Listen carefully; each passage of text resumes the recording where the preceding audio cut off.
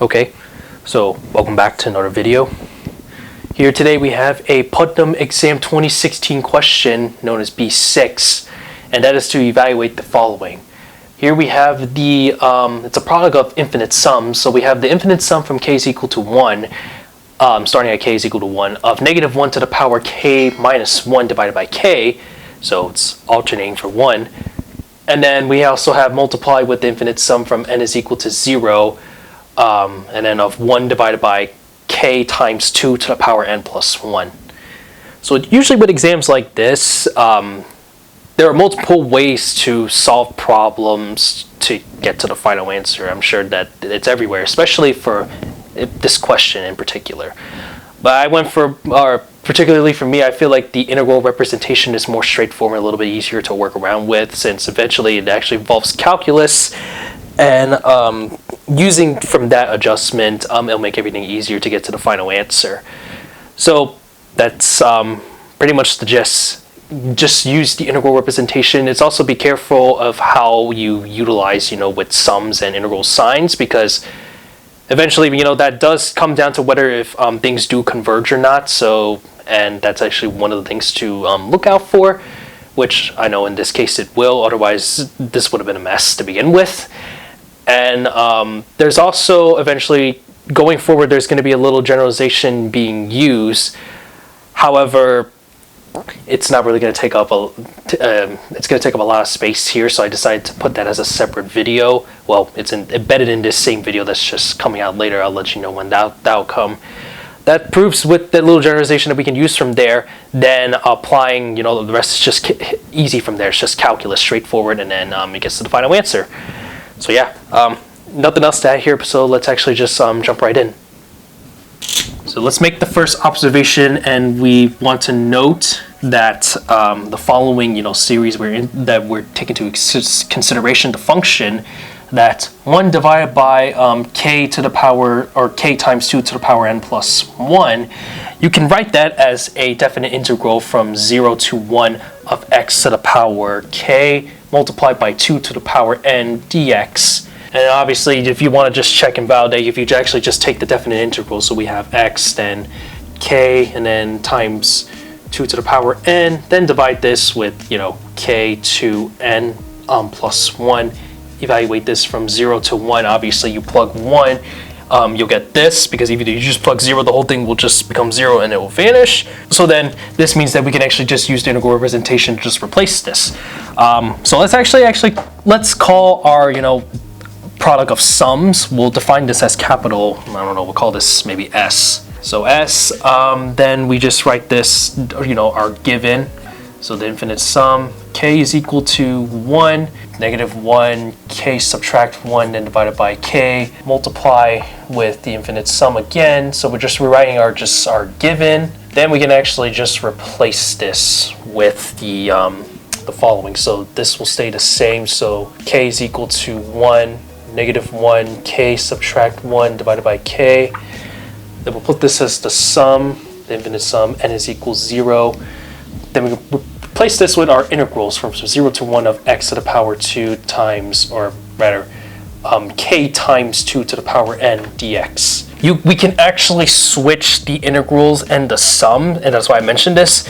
You'll notice that as all these signs, they actually converge absolutely, and this is, you've seen this from the trivial case. So we can just rewrite this. We write that as, we'll put it in this arrangement. So we have the integral come first. So the integral from 0 to 1, then we have our infinite sum at n is equal 0. Then we have the sum again, so we have a double sum from k is equal 1. Of negative 1, then k to the power k subtract 1 divided by k, and then just multiply this with x to the power k, then times 2 to the power n dx. So from here, let's actually do a little inspection. This looks like the inner summation. It actually has the expansion of the natural log of 1 plus x. And we could say this for the condition for the absolute value of x is less than 1. This would make sense because we're integrating this between 0 to 1, so we can actually use this. Then we can actually use the series expansion for ln of 1 plus x but I actually want to do a little bit of validation, show that yes, we can use that. So we'll start off by, so I'll say let's check this and see if it works. So we'll start off, I'll say that the note for, that we have the infinite geometric sum, so the infinity from k is equal to 0 of x to the power k, that's just equal to 1 divided by 1 minus x for the absolute value of x less than 1. So if we take the integral of both sides, so we get that this is the infinite sum, k is equal to 0, then we have x to the power k plus 1, then divided by k plus 1, then we could just set this equal to, so the integral of 1 over 1 minus x, the indefinite integral specifically, so we would have negative the natural log of 1 minus x, then add this with some constant c. Let's say we plug x equals 0. We would see that we plug 0 over here for the left hand side, then everything will just become 0. Then plug 0 over here, so we have that's equal to the negative natural log of 1 subtract 0 plus c. Then we can come to the conclusion that c is equal to 0. It's not that difficult to show, so let me just underline that. And so from that, now I can actually, what we can do is I can actually just re-index this a little bit better, since if we're trying to show the little generalization that we want to show that the inner summation is equal to the natural log, then we have to do a little bit of a readjustment, especially with this index over here. So then if we re-index this, I'll start with the index at k is equal to 1. Then that will change this, so we will have x to the power k, and then divide by k. Then we can just set this equal to the negative natural log of 1 subtract x. Let's actually do a little bit of substituting. So what I'll do is I'll substitute everything for x, and I'll place that as negative x. And then the next step from there is I'll actually divide negative 1 to both sides of the equation. So let me put it like this: sub x for negative x, and then divide by negative 1. I'll just write the word divide. Divide negative 1 both sides. Okay. Now if we do this, let's see. So we have, I'll just plug this in, the infinite sum, so k is equal to 1. Plug this back, negative x k to the power k. Let's see, so negative ln of 1 subtract and then negative x. So then divide by negative 1, and then we'll see that we have the infinite sum, k is equal to 1. Doing a little bit of fixing up, so we'll have negative 1, then k minus 1. I just divided negative 1 to both sides until eventually you'll see that the negative from the ln will cancel. Divided by k, and then multiply with x to the power k, and it's just equal to the natural log of 1 plus x. Right. Okay, so this works. So you'll notice that I know it's not exactly the same, but simply we could just plug in some generalization. So in this next step, we have the x to the power 2 to the power n, so we just put this back to over here. So that's actually the next step. So now I'm utilizing the space I can, so this looks a little off, sorry about that. So now plug for x to the power 2 to the power n. So let me just reiterate and say that so far s is just equal to our integral that we show, well, not the integral, but like we just find a good replacement for the inner summation over here. So the integral is 0, 1, then the infinite sum, n is equal 0, infinite sum again, k is equal to 1, negative 1 to the power k subtract 1, then k times x to the power k times 2 to the power n dx.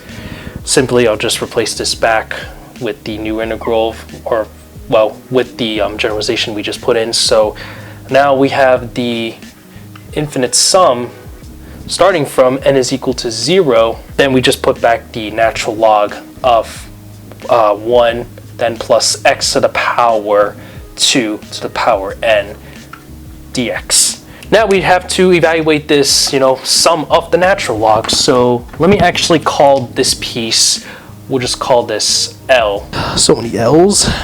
So now next, let's evaluate that. We'll evaluate capital L. So we'll say that L is equal to our infinite sum.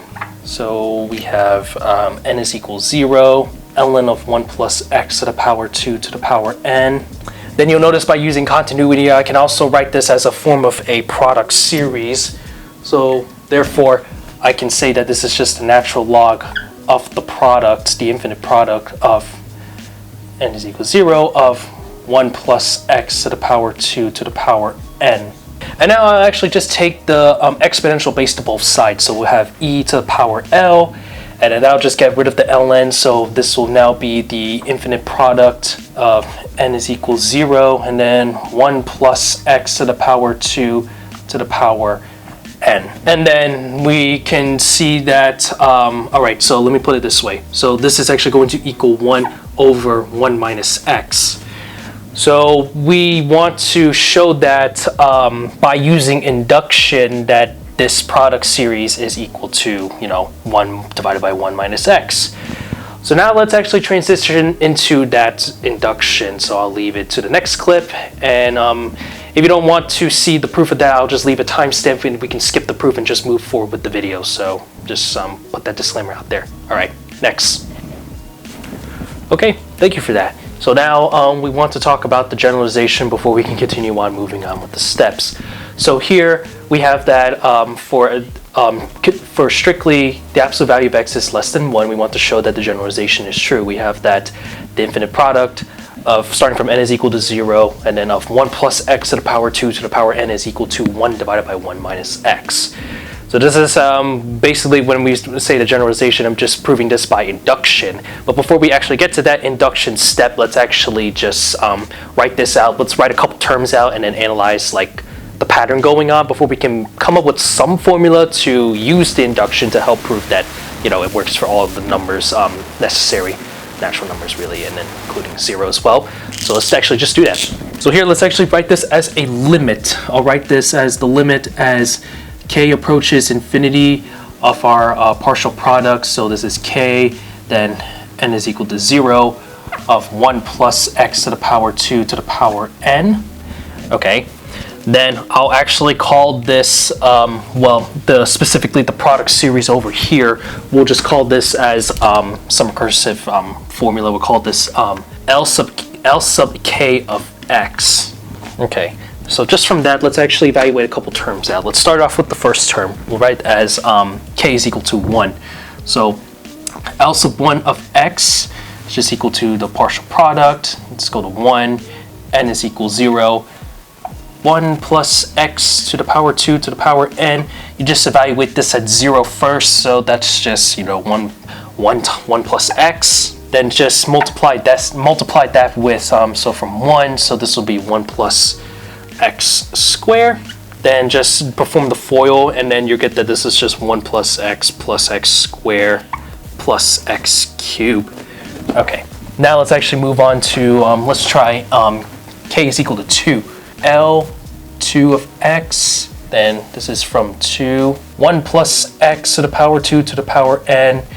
So I'll just take what we evaluated all the way up to 1, because you remember this is just product, so you can actually just go back and then multiply that out with the evaluated. So we have 1 plus x squared plus x cubed. Then multiply that, evaluate this at 2, so that will be 1 plus, multiplied with 1 plus x to the power 4. Then if you just expand this out, I'm just going to write the ellipse, so I don't want to write out all the terms exactly just like that. So we have 1 plus x. Just keep going. Remember, it's just 1 plus x squared plus x cubed plus x to the 4th, Then we go up from x to the power 6, and then add this with x to the power 7th. Okay, let's try one more. We're going to do L sub 3 of x. So now we just put 3 on the top. N is equal 0 of 1 plus x to the power 2 to the power n. So just take from over here. 1 plus x, then all the way up to 6, then 7.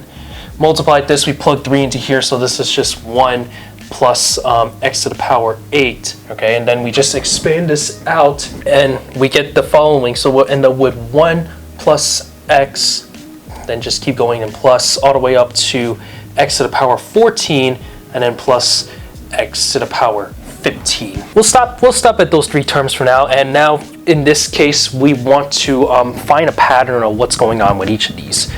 So let's actually, you'll notice that for some k, the function for this product, lk sub x, is actually a sum. So let me write that out.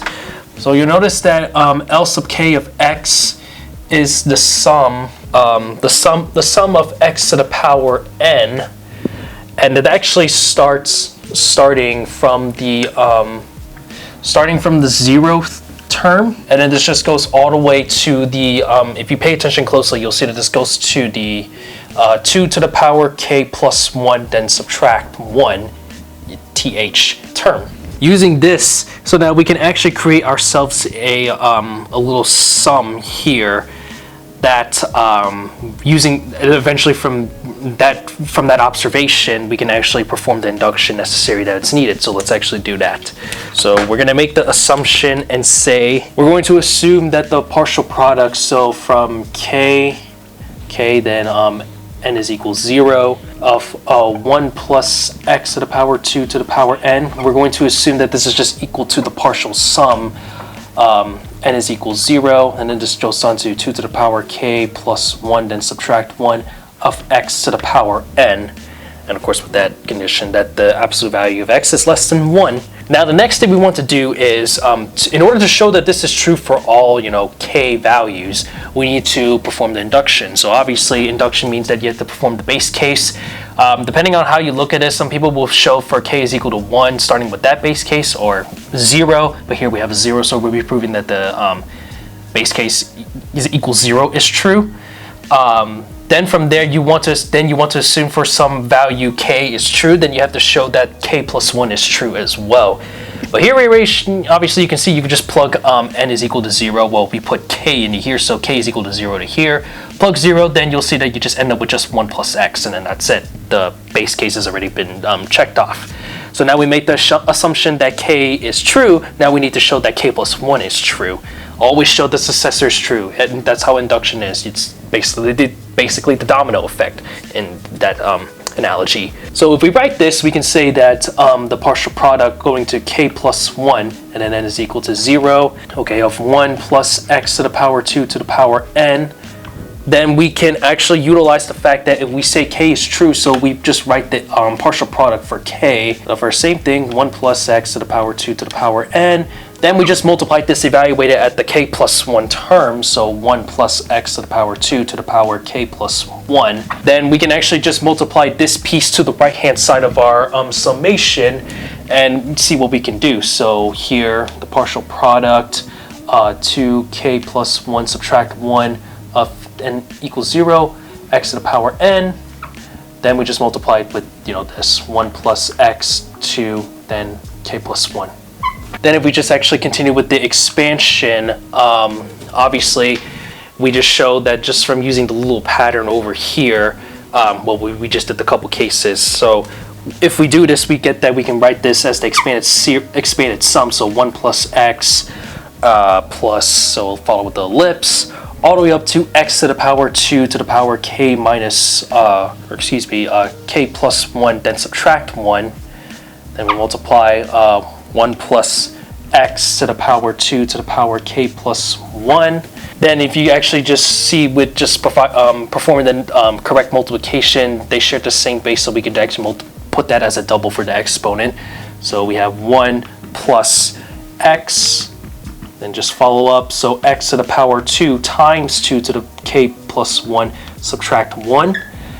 Then just simplify it out a little further, so we can get that this is just 1, add this with x, then add this with, x squared, just keep going on, so far so forth.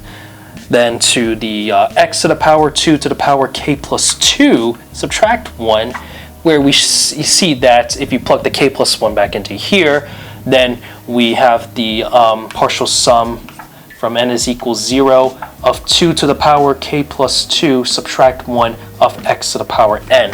So we just showed that the k plus 1 since is true, then all the values is onwards and then even backwards as well, because we just assume n is true. Actually, it's true for all the values.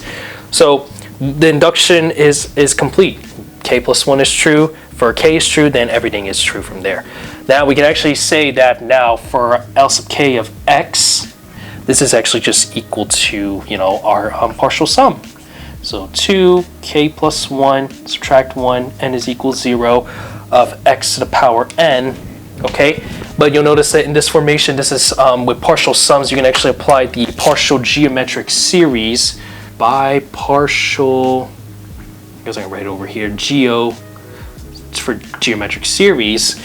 Then we can write this as a, we can write this using the following formula. So that would mean L sub k of x is just equal to 1 subtract x to the power 2 to the power k plus 1 and then divided by 1 minus x. So now let's actually take the limit of both sides of the equation. So now we have the limit as k approaches infinity of our L sub k of x. So this means we have to take the limit k approaches infinity of 1 minus x, then 2 to the power k plus 1, then divided by 1 minus x.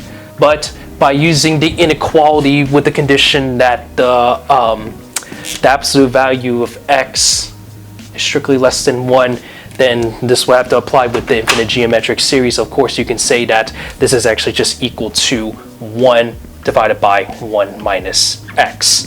So there we have it. We just proved the product equality for the rational function 1 divided by 1 minus x using the whole induction, and so this helps validate that we can indeed, proceed forward with the steps coming forward with the exam.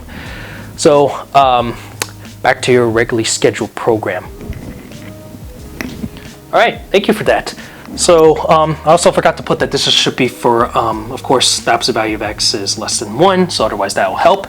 Okay, so from here we write e to the power L is equal to 1 divided by 1 minus x. So let me just iterate and say that the left-hand side is equal to the right-hand side with this condition over here. Now we'll take the natural log of both sides. So the natural log of e to the L to the power L, and then take this with the natural log of 1 divided by 1 minus x. In other words, that's just equal to the negative natural log of 1 minus x, simply just by using the rules of natural log. So it's just natural log of 1 subtract with the natural log of 1 minus x. Natural log of 1 is just equal to 0, so that vanishes. And so now we have that L is equal to the negative natural log of 1 minus x. So if we showed that L right here, then that would have to mean that so far, to reiterate even more, s for the integral from 0 to 1 of our infinite sum, n is equal 0 of the natural log of 1 plus x to the power 2 to the power n, then dx. Simply, we just convert this back to the product sum, just prove the induction that we just did earlier. And now we have just a simple definite integral from 0 to 1 of the negative natural log of 1 plus x dx. Or excuse me, rather, this is supposed to be a minus right here. And so now this integral is just straightforward. Just applied your, your integration by parts.